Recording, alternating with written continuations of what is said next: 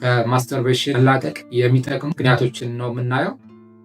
የመጀመሪያው ያን ነገር ስሜት እንዲመጣ የሚቀሰቅሱ ቤቶች አሉ። ለምሳሌ ፖርኖግራፊክ ፊልም ማየት ሊሆን ይችላል። የተለያዩ ኢንቫይሮንመንቶች ለዛ የሚጋብዙ የተለያዩ ኢንቫይሮንመንቶች ሊሆኑ ይችላሉ። ዲጂታል ፕላትፎርሞች ሊሆኑ ይችላሉ። በተለይ ብቸኝነት የምንሆን ከሆነና በጭንቀት በድብርት ውስጥ በሚኖርበት ሰዓት ላይ እንደ ሪሊፍ ልንጠቀምበት እንችላለን። ስለዚህ ያ ነገሮችን አይደንቲፋይ ማድረግ ምን ሲሆን ነው እንደዛ አይነት ስሜቶች ላይ የሚሰማኝ፣ መቼ፣ እንዴት፣ በምን ሁኔታ ላይ ሲሆን ነው የዚህን የማስተርቤት የማድረግ ስሜቶችን የሚሰማኝ ብሎ መለየት በጣም አስፈላጊ ነው። በሁለተኛውና በጣም ወሳኝ መፍትሄ ምንድን ነው? የስነልቦናዊ ዝግጁነት የምንለውና ላይፍ ስታይላችን መቀየር ማለት ነው። ይሄ የስነልቦና ዝግጁነት የምንለው ነገር ላይ ምንድን ነው? እንደዚህ አይነት ስሜቶች ላይ በሚሰሙን ሰዓት ላይ ምን ማድረግ እንችላለን? የተለያዩ ትኩረታችን ሊቀይሩ የሚችሉ ስራዎች ላይ መሳተፍ ሊሆን ይችላል። ለምሳሌ ሙዚቃ ማዳመጥ ሊሆን ይችላል። ሌላ ደግሞ የምንወዳቸው ሰዎች ስልክ መደወል ሊሆን ይችላል። ብቻ ቢዚ አድርጎን ከዛ የነበረው ስሜታችን ሊያወጣና ዳይሬክሽን ሊያስቀይረን የሚችል ነገር ላይ ወደዛ ማዞር ያስፈልጋል ማለት ነው። ሶስተኛው ነው የማህበራዊ ግንኙነታችን ማጠናከር።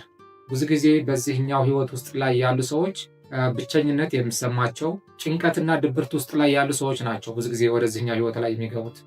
ከዛ ስሜት ለመውጣት ወደዚህ ህይወት ላይ ይገባሉ።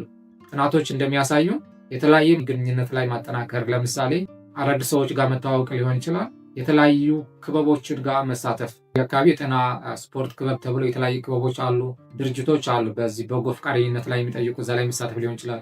ራሳችን ቢዚ ማድረግና በተለያዩ መንገዶች ላይ ከዚህ ህይወት ላይ መውጣት እንችላለን ማለት ነው። አራተኛውና ለብዙ ህክምናዎች ለብዙ ሱሶች ሪከመንድ የሚደረገው ምንድነው? አካላዊ እንቅስቃሴ ማድረግ ነው። አካላዊ እንቅስቃሴ ማድረግ ጭንቀትን ይቀንሳል። የተፈጠሩብን የድብርት ስሜቶችን ከዛ እንድንወጣና ጤናማ የሆነ አእምሯዊና አካላዊ ጤንነትን እንድንጠብቅ ያደርገናል ማለት ነው። አምስተኛውና በጣም ወሳኙ ነገር ምንድነው? የባለሙያዎችን እገዛ መጠየቅ ነው። እንግዲህ በዚህ ህይወት ውስጥ ላይ ካለን ቅድም የነገርኳችሁ አራቱ ነገሮችን አድርገን የማይሻለን ከዛ ሱስ መውጣት የማንችል ከሆነ አምስተኛውና በጣም ሪከመንድ የሚደረገው ምንድነው? ባለሙያዎችን ማማከር።